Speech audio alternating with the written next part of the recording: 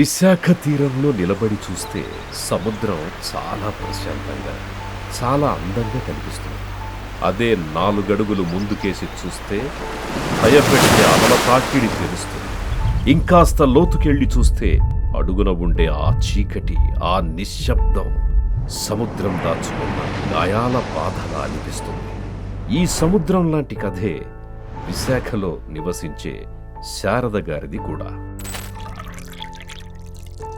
చాలా భయపడ్డాను సార్. పిల్లలిద్దరు, మాకు బ్యాక్గ్రౌండ్ కూడా ఏమి ఎవరు లేరు. చెప్పడానికి కూడా అసలు ఆలోచించడానికి కూడా చాలా భయంకరంగా అనిపించింది సార్ మాకు. నీళ్లు కన్నీళ్లు పెట్టలేవు కాబట్టి కనబడట్లేదు. కానీ శారద బాధ చూసి ఆ విశాఖ సాగరం నాళ్ళొచ్చి పునర్జన్కి వెళ్ళిన నుంచి నేను చాలా ఇప్పుడైతే హ్యాపీగా అయితే ఉన్నాను సార్. నేను